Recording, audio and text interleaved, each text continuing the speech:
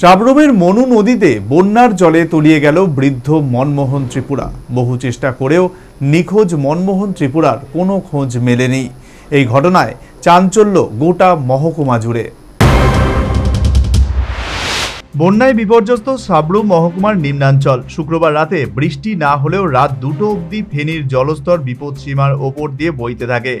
এমন অবস্থায় সাবরুম নগর পঞ্চায়েত সংলগ্ন দোলবাড়ি গ্রাম পঞ্চায়েতের মগপাড়া এলাকা থেকে গভীর রাতে প্রায় 57 জন পরিবারকে মহকুমা বিপর্যয় মোকাবিলা কর্মীরা তুলে নিয়ে আসে দোলবাড়ি উচ্চ বিদ্যালয়ের ত্রাণ শিবিরে। রাতেই তাদের খাওয়ানোর ব্যবস্থা করা হয়। সাবরুম মহকুমাতে মোট 6টি ত্রাণ শিবির খোলা হয়।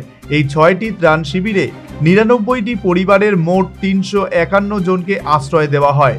ত্রাণ শিবিরগুলি হল বৈষ্ণবপুর কমিউনিটি হল, বৈষ্ণবপুর দ্বাদশ শ্রেণী বিদ্যালয়, দোলবাড়ি উচ্চ বিদ্যালয়, সাবরুম দ্বাদশ শ্রেণী বালিকা বিদ্যালয়, থাইবুংপাড়া JB school, Prabalpara anganwadi centre.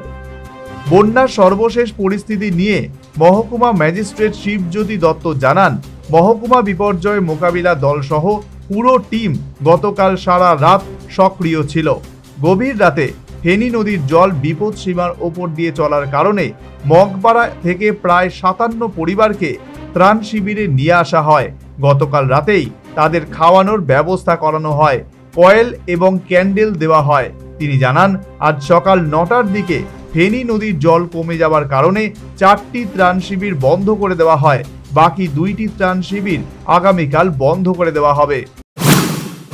আমরা ওদেরকে টিফিন দিয়েছি এবং দুপুরবেলার জন্য আমরা এই ক্যাম্পগুলিতে সমস্ত শরণার্থীদের জন্য খাওয়ার ব্যবস্থা করেছি।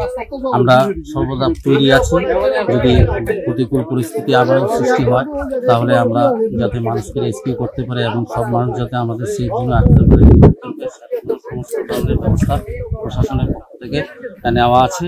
আমাদের সঙ্গে 9 টিউসার ব্যাটালিয়নের লোকেরা আছে, আমাদের মিত্র ভলান্টিয়ার এবং সিটি ভলান্টিয়াররা আছেন এবং পুলিশও আমাদের সঙ্গে সংযুক্ত হয়ে আছেন।